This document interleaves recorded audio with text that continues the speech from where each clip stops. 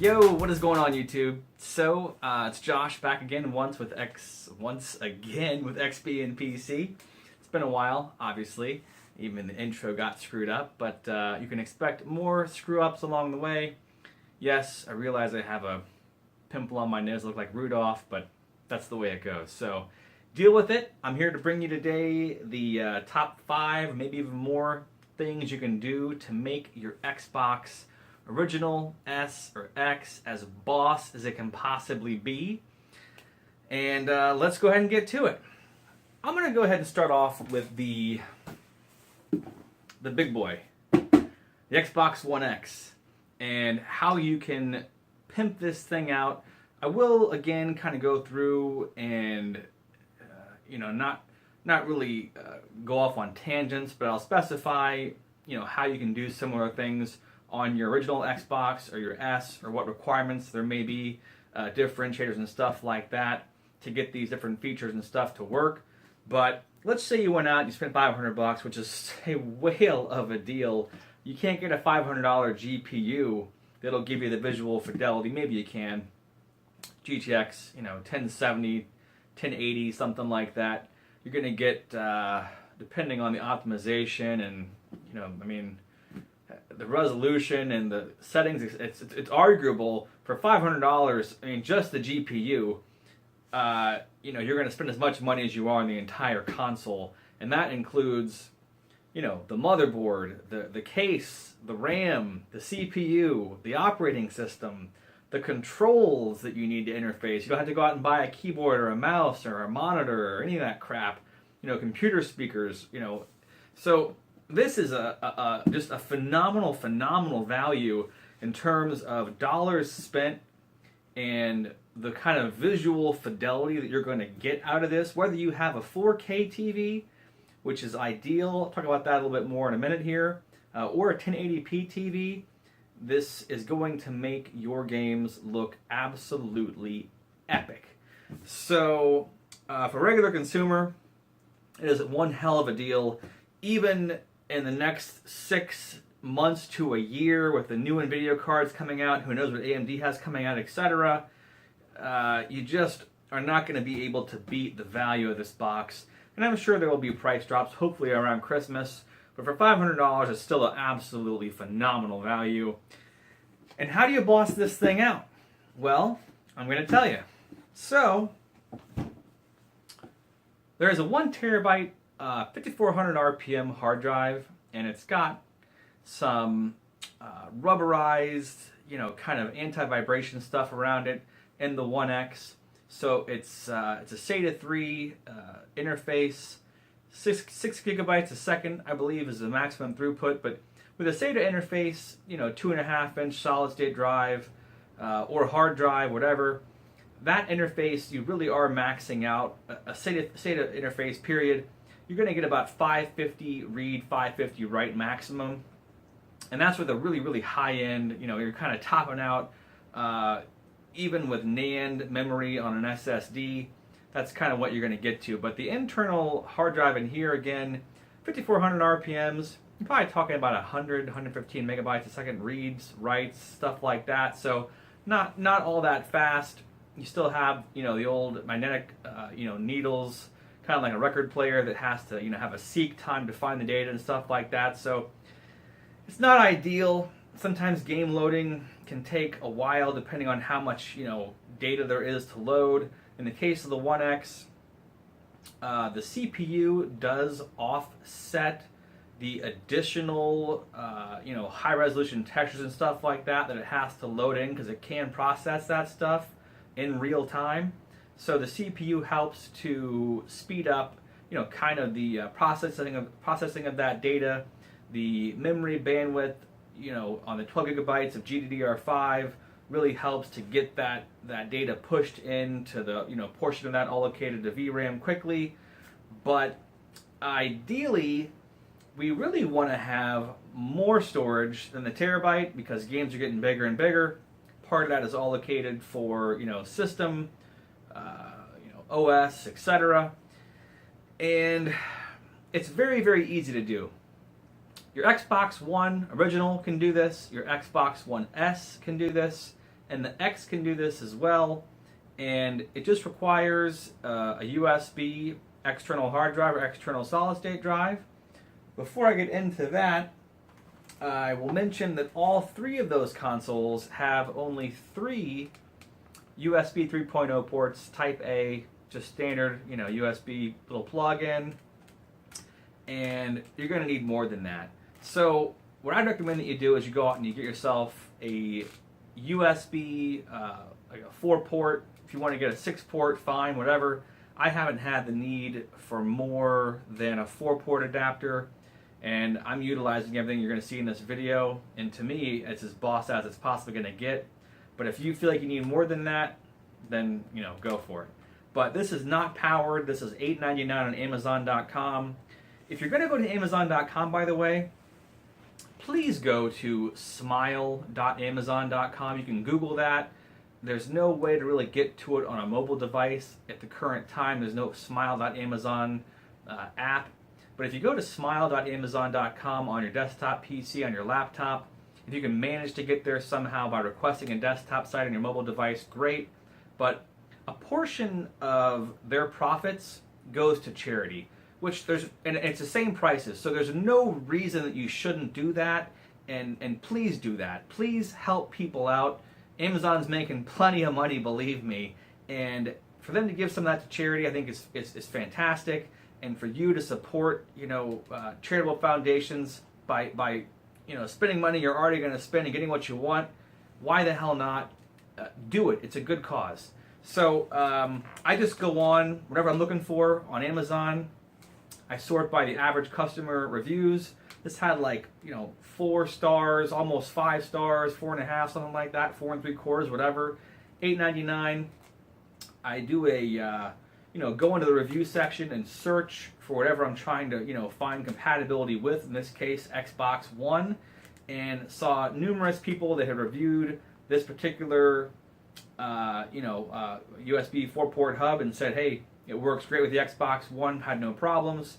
Picked it up for $8.99 and plugged it in one of the back USB ports. Now, the original Xbox One actually has an advantage in this department. Before I get to the whole storage options, the first thing I'm going to mention is the Kinect, because the original Xbox had a proprietary port that was just for the Kinect, and you didn't need an adapter, and that left all USB 3.0 ports, all 3 of them, open for other stuff, which was great.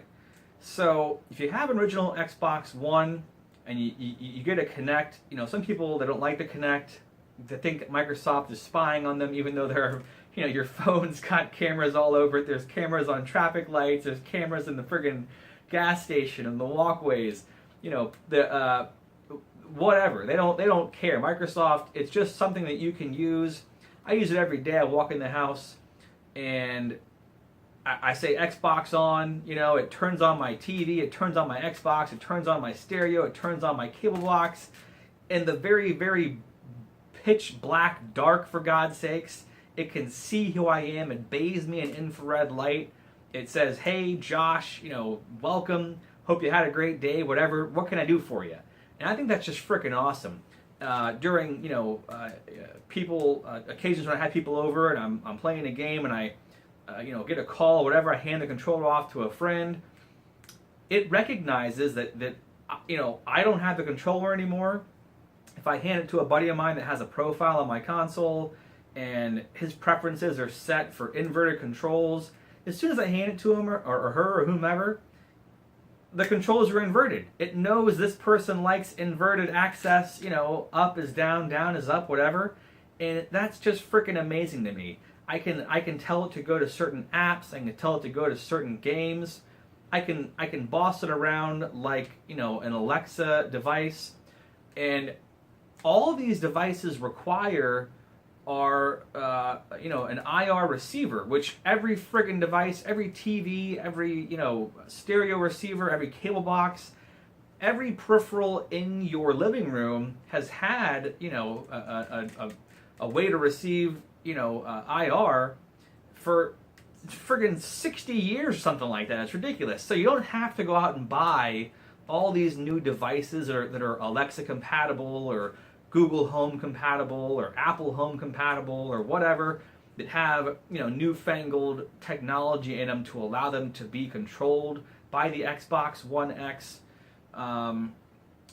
via the Kinect, or if you have an Xbox One S or X, the IR Blaster is built in, but you don't have voice control, you don't have that camera that can see you and sign you in, so you won't be able to play, you know, Kinect games. There's not a whole lot of them, but some of them are really fun, and I just think it's a really awesome thing to have. So the Kinect, I get the adapter for it, and I plug it into a certain port that they recommend on the Xbox One X and S. I think it's the one that's closest to the HDMI ports. I could be wrong about that, but it'll tell you when you open the box. But you want to keep that one off of the hub and just have its own port to keep it the best experience possible and not have any issues. So the Kinect is the first way I'm going to tell you that you can boss out your Xbox One and boss around your Xbox One, whether it's the original, the S, or the X. So get a Kinect. Don't get a Kinect if you don't like it, whatever.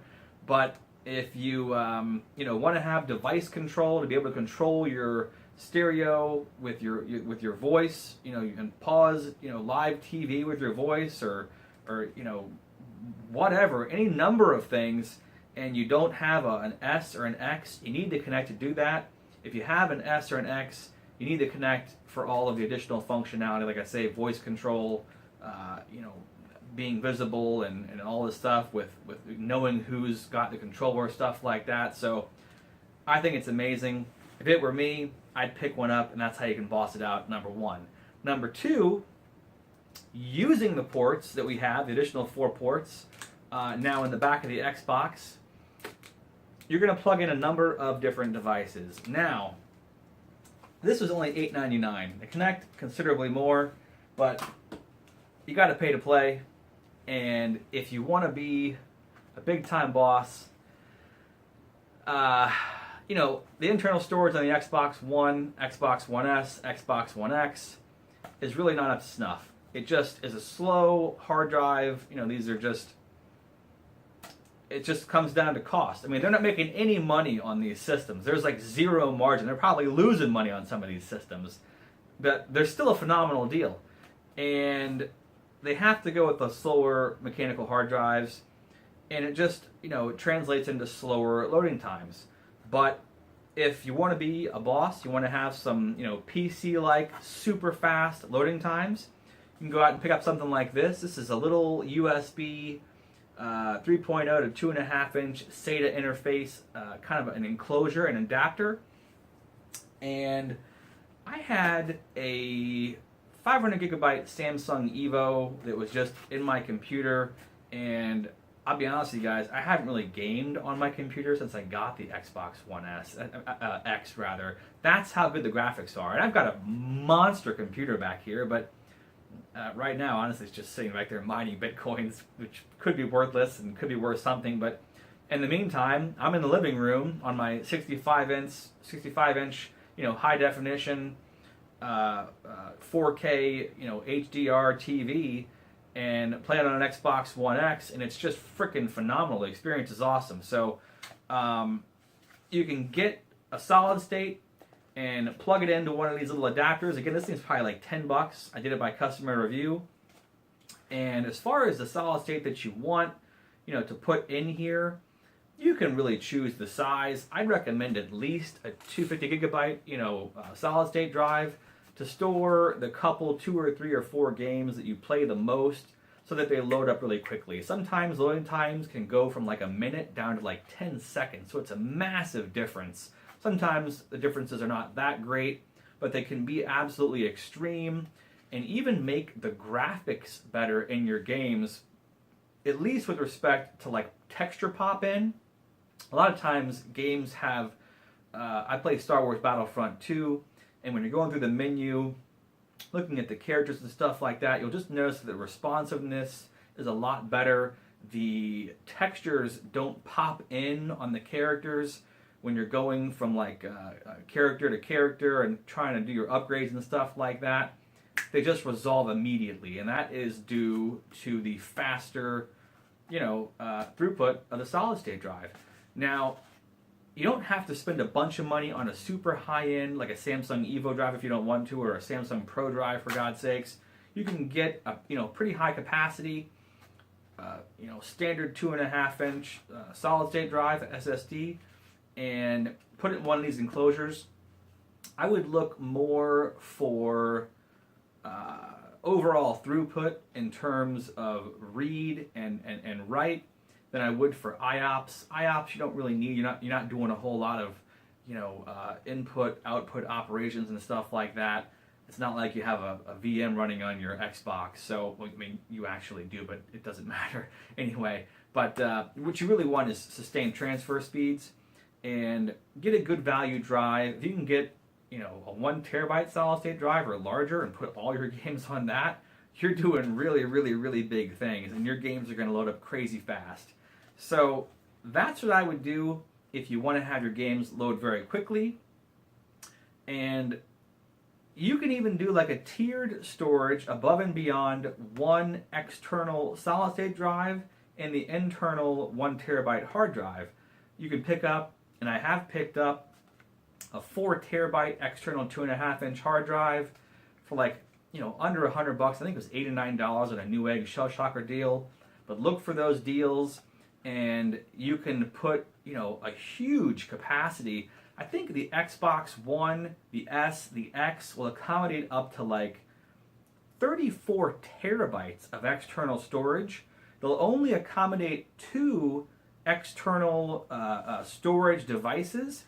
And the largest capacity that I've seen, even in a 3.5-inch form factor, which would require like a 3.5-inch, form factor adapter, I think is 12 gigabytes. I'm sorry, terabytes, obviously. But, that's a whole hell of a lot of storage. If you picked up a 12 terabyte, 3.5-inch drive and put it in a 3.5-inch enclosure via USB 3.0, you could store almost every game, that you can think of on that. I mean, the 4 terabyte hard drive that I've got plugged in, plus the 1 terabyte inside, that's 5, plus the 500 gigabyte hard drive, solid state drive rather, that I have plugged in for the games I play the most, that's already 5.5 terabytes. And if you really wanted to, again, you can get up as high as you can afford with as much speed as you want with a solid state drive. You can do 2 solid state drives.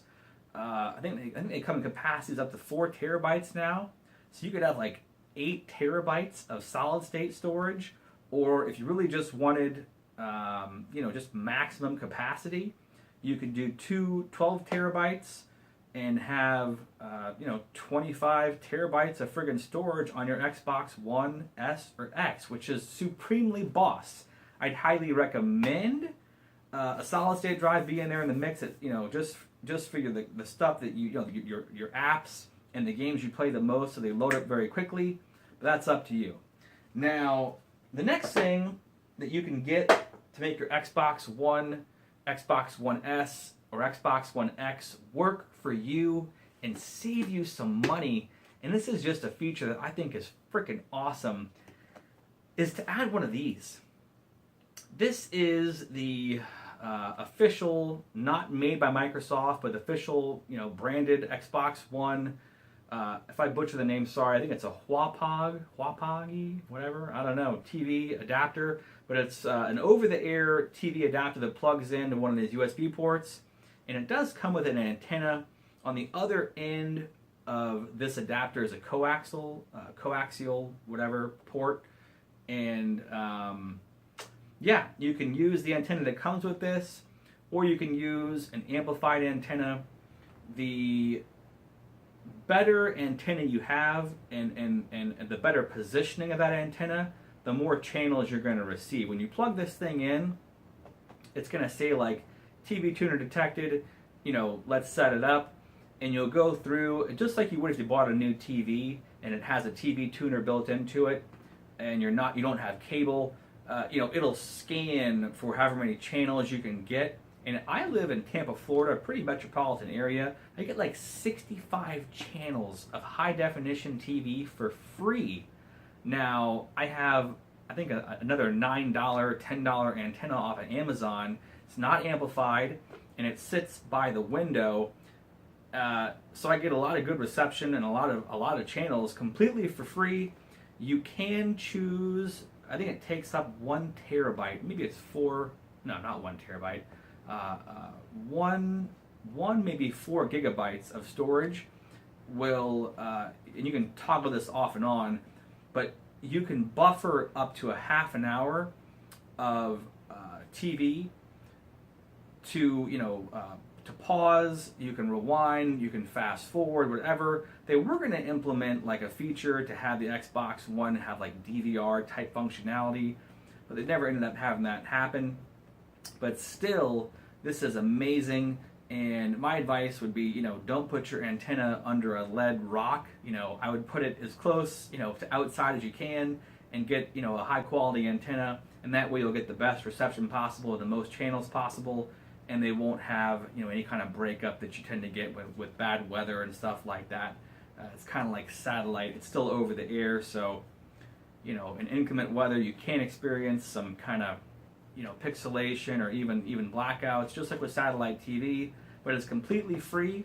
And when you have this plugged in, you can actually stream your TV and control your TV with a full TV guide like menu. It actually downloads. You put your zip code in, and it downloads what shows are playing when, and you can choose the shows and go to them.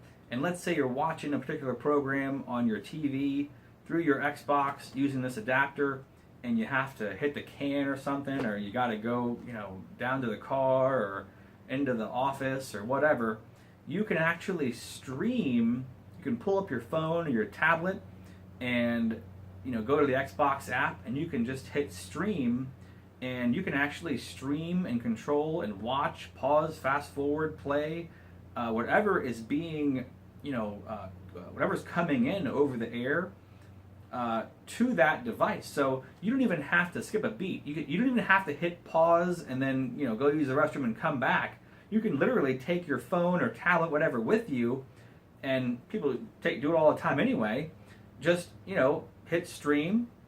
You can keep on watching the program, right there while you do your hair or whatever. And that's friggin' fantastic. Free TV, no cable bill. If you're a cable cord cutter, this thing is just another way to save some money. And of course, you have a ton of options with, Hulu and Netflix and Amazon and, every friggin' TV provider or Fox and NBC, ABC. They all have their own app. So there's plenty of ways to get additional content, ESPN, etc., and not need cable, especially with this adapter. So this thing is boss. $50 one-time investment will save you a ton of money in the long run with having your cable bill. All you really have to have is internet access.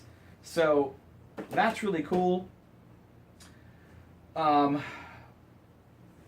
am doing a giveaway, and I'm going to save that for the last part of the video when I show that device. But where the hell did it go? Here it is. Little USB flash drive. Now, Microsoft gives you, I want to say it's like 100 gigabytes or 10 gigabytes. It's a certain amount of space they give you in the Azure cloud, which Microsoft utilizes for Xbox Live, as well as Office 365, enterprise software, etc. Basically everything. It's just their infrastructure is just massive, and it's robust. It's insanely awesome. But they don't give you unlimited storage. So if you hit your Xbox button and you hit record that, I think it's set by default for 30 seconds, and you can set it for like 15, or you can change the settings whether you want to have it be recorded in the standard definition or high definition, or in the case of the Xbox One X, if you're playing a game, you can actually have it record in up to 4K 60 frames a second with HDR. On the Xbox One S, you can record, I think, in full HD 1080p with HDR. And, the file sizes obviously will vary. the bit rate will vary, and so however long those recordings are, the file sizes will vary based on that. But if you have a regular Xbox One, if you have an Xbox One S even, and you're recording at 1080p, full HD, whether you've got HDR on an S or whether you have the lack of HDR on a regular Xbox One, you don't really need anything other than just a cheap run-of-the-mill USB 3.0 flash drive. It's got to be at least 16 gigabytes, and depending on the size, I have a 32 gigabyte Lexar I picked up for like $10 or $15 from Staples. And on a regular Xbox One or an S, you can record, I think, up to like 4 or 5 hours of gameplay, an hour at a time, and that's awesome. You can just set it as you have to go into settings, go into storage, and go to that, you'll see it in there. Click over it and hit set as capture location, and then when you hit your Xbox Live button, you'll hit your select button or whatever you want to call it, and you'll see capture options. You can go in there and change it, and again you can go into your settings and change the resolution and stuff like that, and be able to capture as much footage as you want with just a cheap run-of-the-mill USB flash drive, at least 16 gigabytes, 3.0 minimum spec.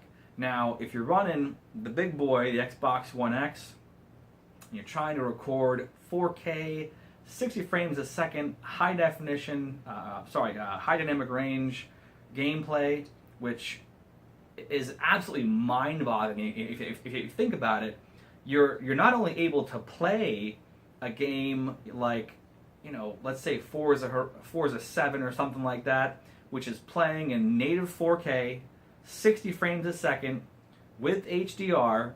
You're not only able to play that at a flawless 60 frames a second, but you're also able to record that at a flawless 60 frames a second, native 4K resolution with HDR, given you have the adequately spec'd USB flash drive. Now, I told you for the One and the One S, really any flash drive will do. USB 3.0 flash drives typically are going to have adequate write speed as your main concern, to be able to write the necessary amount of data and throughput to write that data onto that flash drive in 1080p, even with HDR on the S. For the Xbox One X, however, and you're recording again, 3840 by 2160 full 4K resolution with HDR at 60 frames a second, and I don't know what they record the sound in, if it's 2-channel stereo or 5.1 original source, whatever, but that's a lot of data coming in, and you're gonna want to pick up a higher quality USB flash drive. This particular flash drive is a Supersonic Rage 2 128 gigabyte by Patriot, and this thing's rated insane. It's rated for I think 250 or 350 read-write speeds, and it hits those numbers. This is basically like carrying a solid-state drive in between your fingers, which is freaking awesome. So this thing is like $50, 128 gigs, can record 4 or 5 hours of 4K, 60 FPS, HDR gameplay on my Xbox One X. That's freaking awesome. And I will show you guys some of that gameplay sometimes for, Xbox original games rendered in 4K that look amazing, Xbox 360 games rendered in 4K that look amazing, and of course Xbox One Enhanced games that look outstanding recorded on this flash drive. But you're gonna need, I would imagine, something that can record, I would say, to be safe, 130 megabytes or thereabouts, maybe 150 write speed. And again, don't worry about, I probably won't even show you the specs for IOPS for a flash drive, but that's neither here nor there. It's not a concern. You're just writing data to that flash drive, and the read speeds that just depends on how fast you want to pull it off and put it on your computer, basically, or transfer it to another device. So, but look for sustained write speeds of, I would say, to err the side of caution, 130 to 150 megabytes a second. I know it sounds like a lot, but a lot of times, manufacturers will state that their drive does that, and it may sustain that for 10 seconds and then fall way down. So try and pick up a quality drive. Go ahead and spend the extra money, even if you have to get a smaller capacity, for a high quality USB 3.0 flash drive to be able to record that 4K 60 HDR gameplay on your Xbox One X, and then share it with your friends. Take as many screenshots as you want. And of course, you got your cloud storage too, but you can get as much as you want and keep pulling it off and putting it on your PC. And if you want to show it off to people on YouTube or whatever, like I'm going to do here in a little bit, hopefully, you can do that, and that's pretty boss. So, the last thing I'll talk about, it's an accessory, and that I will give you guys, somebody's going to get a code that came with this, is true wireless headphones and mic. Now this is the Plantronics Rig 800LX. This is completely wireless headphones. There is no little cord, to plug in with a dongle adapter. Otherwise, into your 3.5 millimeter, 3.5 millimeter, pardon me, headphone jack, and this just has a little USB dongle. I don't know if you can see it here, but this little dongle plugs in to one of those ports on your hub, and it's great. I mean, not having to carry your controller around with you. I can't tell you how many times in the past I've had a controller and a headset and forgot the controller was laying there. I've got the headset on and I go to take off. I've got food in my hands or something, and then the controller falls and everything spills. It's horrible. So having ultimate freedom. This also supports Dolby Atmos. There's a code here. One of you guys, whoever gets it first, have at it.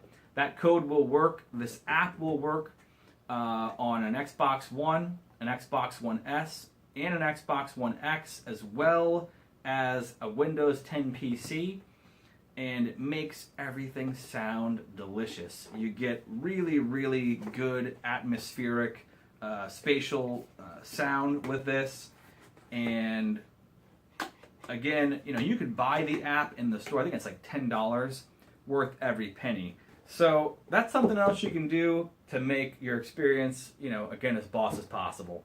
Now, the last thing I want to talk about is the TV.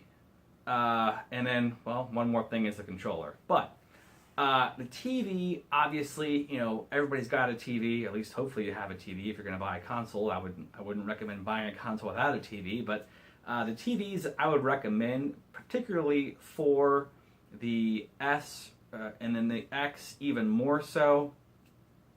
And this will look great on an Xbox One even. But the two technologies I would recommend, especially if you have a console that has HDR, can output an HDR, like the S or the X.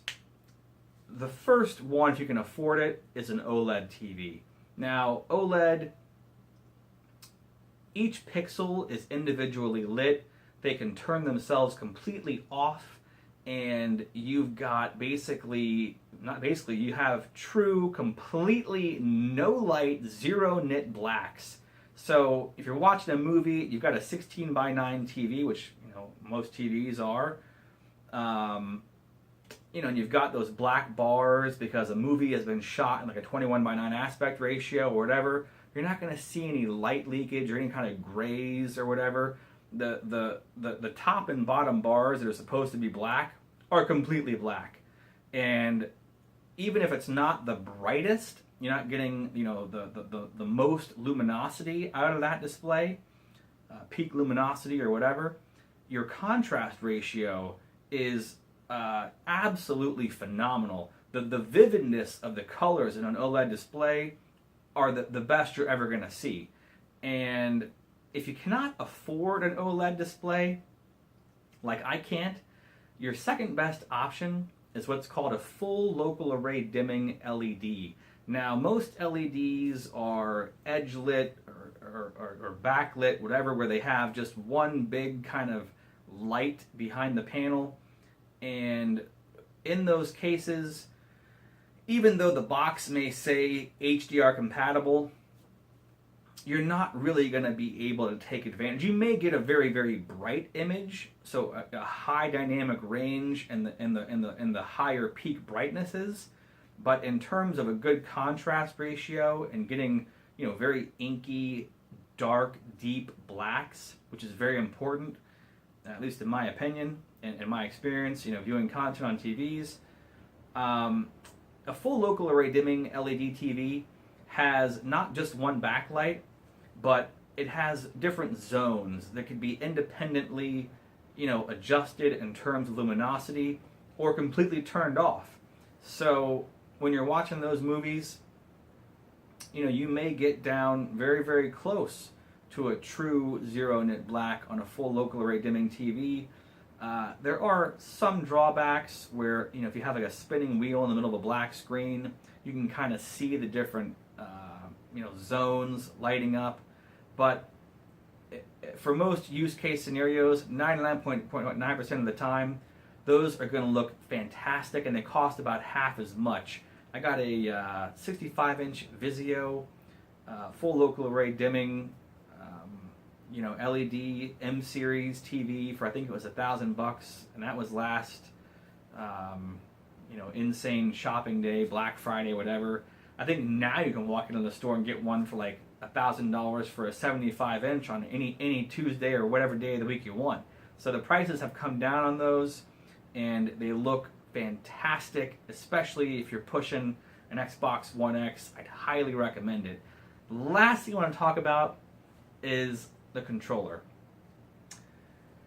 I don't have a controller in here, I don't know why. Well, I don't play games in here anymore, that's why. But they're all on my Xbox out there. You can get your standard Xbox controller. The original Xbox, when it launched, didn't have 3.5 millimeter, for God's sakes, headphone jack in it. You had to have the adapter to use, a standard, 3.5 millimeter headphone jack, and a regular pair of headphones or whatever. The ones that came a little bit later, maybe a year later, with the S, and I think even before the S came out, they started coming out with controllers that had that 3.5 millimeter headphone jack built into the controller. And I think that they included Bluetooth at that time. I could be wrong, but they also increased the range. Basically, over time, the Xbox One controllers have really evolved. And if you have an older Xbox One controller, they don't have the same range as a newer controller. They don't have Bluetooth built in. They don't have that 3.5 millimeter headphone jack built in. So, if you're rocking the controller that you had, that came with the original Xbox One, you can upgrade that to just, really any controller you can buy in the market today. Will increase the range by about twofold. It'll add Bluetooth connectivity, and it will add that 3.5 millimeter headphone jack, so you don't need the adapter, even though the adapter, in my opinion, is clutch, because you can control the volume and stuff right there, mute yourself, turn up game volume or chat volume, whatever. But you also have the option of getting better controllers. You can go on to the customize your own controller shop, and you can get metal bumpers and metal triggers. And the biggest thing for me that I notice, and this is even before going to the next level, which is the Xbox One Elite controller, is the rubberized grip. Certain controllers, I think the Arctic White, and I know the Forza Horizon Edition controller had rubberized grip. It makes a huge difference.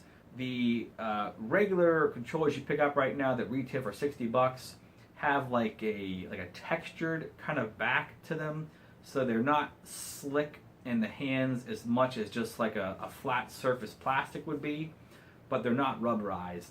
And I know if you go to do a customized controller in the, I forget what they call that, it's like the design lab, something like that. I think it's like $5 to add the rubberized grips on the back of the controller. Totally worth it. Now, the design lab controllers, totally customizable. You can make those things look any way you want, and that's awesome. They're sweet. Like I say, you can add, a metal D-pad, metal triggers, metal bumpers, whatever, color or transparency or whatever combination of anything you want on the controller, and make it your own. You can even have it engraved with a little saying for yourself. If you want to call yourself, the X boss or whatever it is, you can put on your controller, and that's pretty cool. The level up from that, and also kind of a level down from that, is the Xbox One Elite controller. At this point, I would have expected Microsoft to come out with version 2 of that controller, but they have yet to do so. Now, it is a phenomenal piece of hardware. It's like holding a Ferrari in your hands. It is absolutely rigid. It gives you the option to add, more tactile, input buttons, triggers on the bottom of the controller. You can change out the thumbsticks depending on, if you like them shorter or longer, rounded, concave, whatever. You can do all kinds of customization within the software for that controller, and that goes for the app on Windows 10 PCs as well as on the Xbox. There's a switch on the controller itself, physical switch, to go from setting 1 to 2, so you can just change on the fly if you're going to change games, and you have one preference of controller options for Halo or for a racing game, whatever. You can switch right on the controller, and it just feels phenomenal in the hands. The weight, the quality is outstanding. I would say I've held a SCUF controller before, and I like the Elite controller better. For $150, it's the best possible thing you can feel in your hands to control your Xbox One with, or your Windows 10 PC if you want to stream to that with just using the app. But the drawbacks that I talked about with the original Xbox One controller, the lack of range, the lack of Bluetooth, hold true for the Elite controller as well. So the range on the Elite controller, I would say, is about 15 feet, whereas if you buy even a $60 standard Xbox One controller nowadays at the store, nothing special, you've got like twice the range, and you've got Bluetooth built in. So keep that in mind. If you're playing within 15 feet and you don't need the Bluetooth for your computer, you can always get a little adapter, which I showed in my how to use your Xbox One controller on your PC video like a million years ago. It's got surprisingly like 100,000 views, which is the dumbest video ever. Has the most views, which is hilarious to me, but it's the way it goes. Anyway, yeah, that's about it. Whoever got the code and is using that, I hope you enjoy it. And if you guys could think of any other ways that I could possibly make the Xbox One XS or the OG Xbox any better, let me know in the comments down below. Hope you guys are all doing fantastic out there, enjoying your lives. Enjoy every second you get. They're all a gift. And I will see you in the next one. Peace out.